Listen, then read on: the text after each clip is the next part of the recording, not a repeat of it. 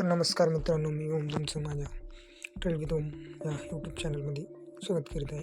तरी आपण उद्यासाठी मार्केटची ॲनालिसिस करणार आहे आणि उद्यासाठी मी तुम्हाला काही इंट्राडे स्टॉक देणार आहे.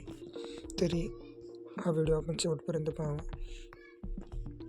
तर आपण सेन्सेक्स पाहायला गेलं तर आज तो ओव्हरऑल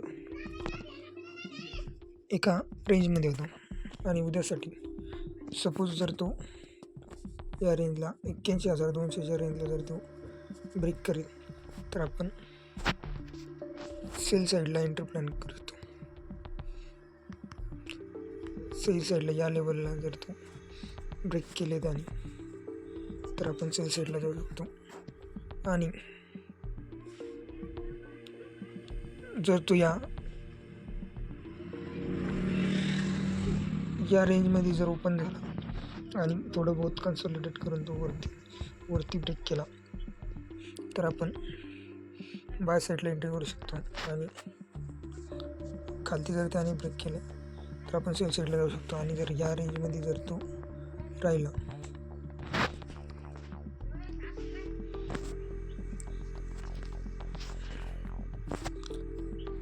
या रेंजमध्ये हा आपला नो ट्रेडिंग झोन आहे आणि हा आपल्या इकडे सेल साईडला आणि इकडे वरती बाय साईडला जर तो 81,800च्या लेवलला ब्रेक करेल तर आपण बाय साईडला एंट्री प्लॅन करू शकतो. आणि जर तो 81,200च्या लेवलला ब्रेक केला तर आपण सेल साईडला एंट्री प्लॅन करू शकतो. आणि त्यानंतर आपण बँक निफ्टी एका रेंजमध्ये किती 1% ते 1.23%ची रेंज आहे.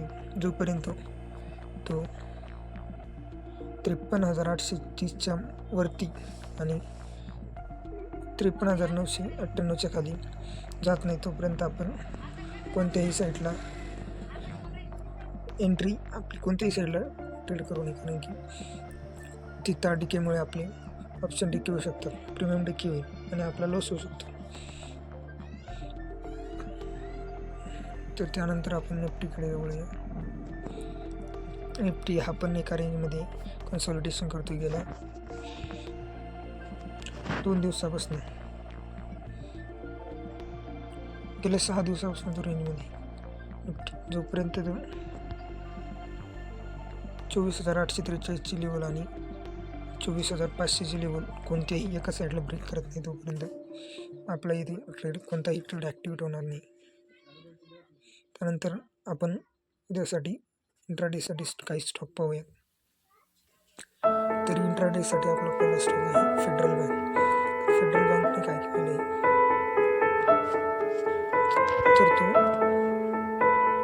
सपोर्टवरती एकदा सपोर्ट घेतला, दुसऱ्यांदा आणि आता डबल सपोर्ट पुसून तो डब्ल्यू पॅटर्न तयार करत आहे. जर डब्ल्यू पॅटर्न तयार करून जर तो वरती ग्रीन कॅन्डल बाकी जर स्ट्रॉंग गेली ग्रीन कॅन्डल जर तयार केली तर आपण बाय साईडला एंट्री प्लॅन करू शकतो.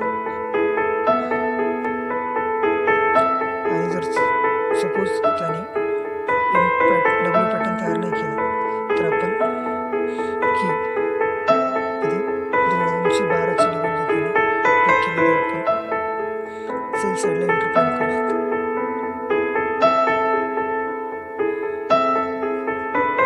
त्यानंतर आपला स्टॉक आहे JWS एनर्जी पाहायला गेला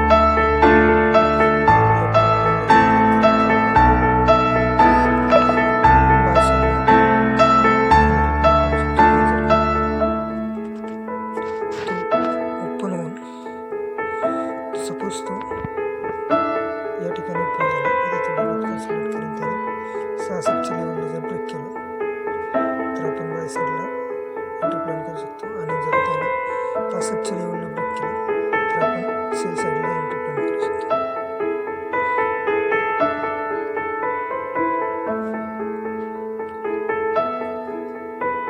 त्यानंतर आपला आहे एक साईड इंडस्ट्री पाहायला गेला तर तो एका रेंजमध्ये तर त्यासाठी रेजिस्टन्स आहे 470 आणि सपोर्ट आहे 460.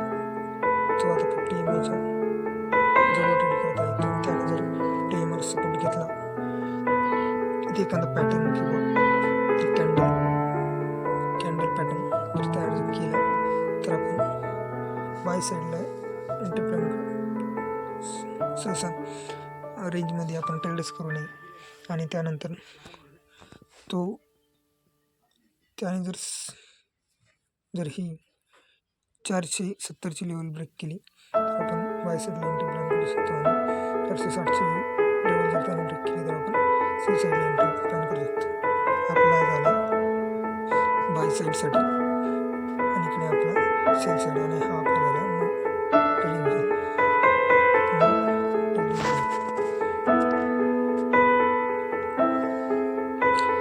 तर ही स्टॉक्स उद्यासाठी आपल्या वॉचलिस्टमध्ये ॲड करून घ्या आणि उद्या या स्टॉक्सवर लक्ष देऊन